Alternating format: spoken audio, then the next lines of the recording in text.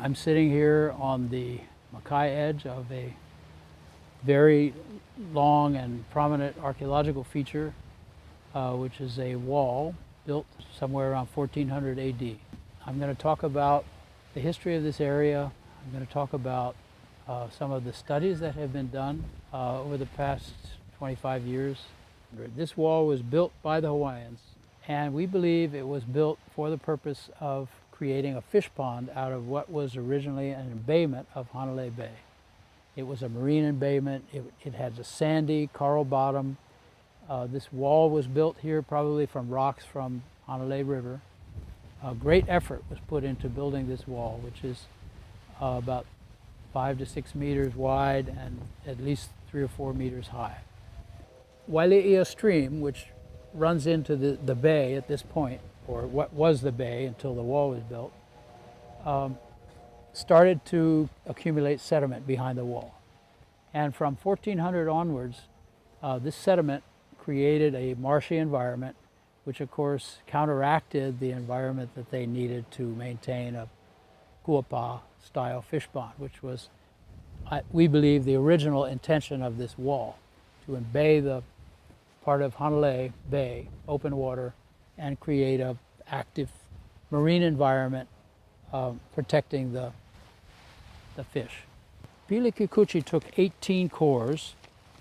We took 4 of them, and I've just extracted from the longer core here the contact between the terrestrial sediments, which are right here, and the marine sediments, which are right here. You can see the shells and the little bits of coral here. We took a sample right above the contact with the coral, and we got a date of 1400 AD. That's how we can date the origin or the creation of this wall.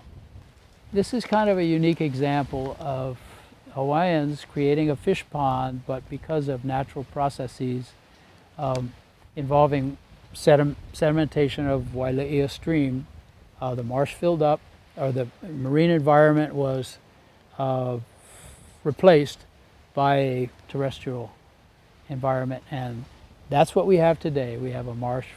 One of the most remarkable records is an oblique aerial photograph taken by the Coast Guard in 1924.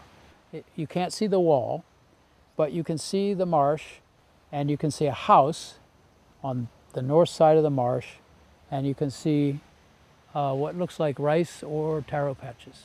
So this marsh was actually used for agriculture at that time, and probably for maybe a couple hundred years before that as well.